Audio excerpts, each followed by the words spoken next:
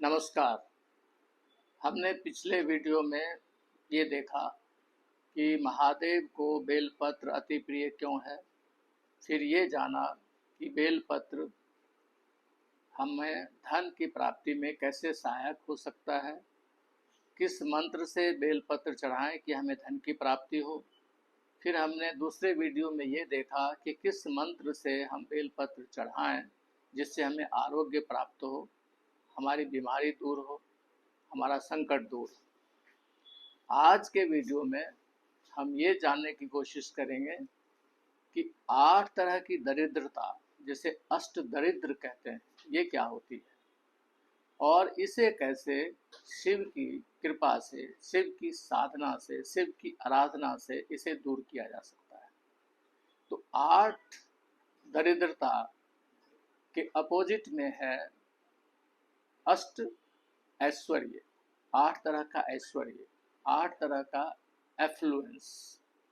तो इस एफ्लुएंस की जो कमी है, अभाव है, वही अष्ट दरिद्रता होती है। तो 8 तरह का एफ्लुएंस क्या है, इसे हम जानते हैं। तो पहला एफ्लुएंस है अष्ट ऐश्वर्य का, पहला है आयु।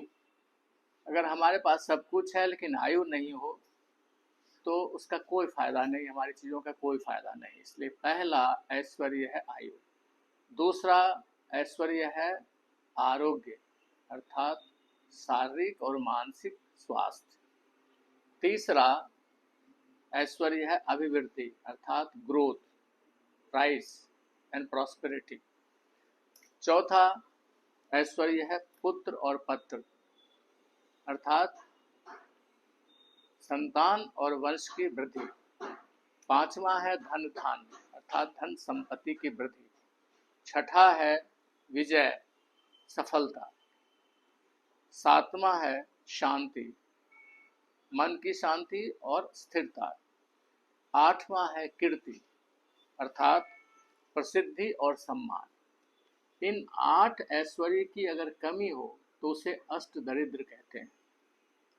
ऐश्वर्य में पहला है आयु अर्थात जीवन की अवधि, दूसरा है आरोग्य, शारीरिक और मानसिक स्वास्थ्य, तीसरा है अभिवृद्धि अर्थात समृद्धि और विकास, चौथा है पुत्र और पौत्र अर्थात संतान और वंश, पांचवा है धन धान्य अर्थात धन और संपत्ति,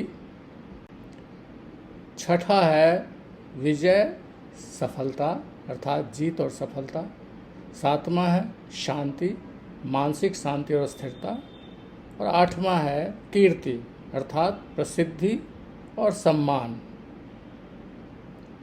इन 8 ऐश्वर्यों की कमी ही अष्ट दरिद्रता है।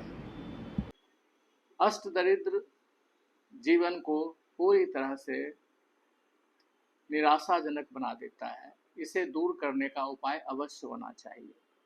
तो शास्त्र कहता है कि महादेव की आराधना से ये 8 तरह के दरिद्रता नष्ट हो सकती है। उसका मंत्र जो है वो शास्त्र ने दिया है, जिसे हम आपके सामने रखते हैं। अगर आप इस मंत्र का प्रयोग करेंगे, इस मंत्र से शिव की आराधना करेंगे तो 8 तरह की दरिद्रता नष्ट हो सकती है। आइए उस मंत्र को जानें। अष्ट दलोपरिवेष्टितलिङ्गं सर्वसमोद्भवकारणलिङ्गम् अष्टदरिद्रविनाशनलिङ्गं तत्प्रणमामि सदा शिवलिङ्गम्। इसे पुनः सुने। अष्टदलोपरिवेष्टितलिङ्गं सर्वसमोद्भवकारणलिङ्गम् अष्टदरिद्रविनाशनलिङ्गं तत्प्रणमामि सदा शिवलिङ्गम्। आने वाला मंत्र अष्टदलोपरिवेष्टितलिङ्गं सर्वसमोद्भवकारणलिङ्गं अष्टदरिद्रविनाशनलिङ्गम् तत्प्रणमामि सदा शिवलिंगम। इसका अर्थ ये है कि महादेव का शिवलिंग 8 दल कमल के ऊपर अवस्थित है और ये शिवलिंग समस्त सृष्टि की उत्पत्ति का कारण है। इसकी आराधना से हमारे जीवन के अष्ट दरिद्रता नष्ट हो सकती है। का प्रयोग करके हम 8 तरह की दरिद्रता को नष्ट कर सकते हैं। ओम नमः शिवाय।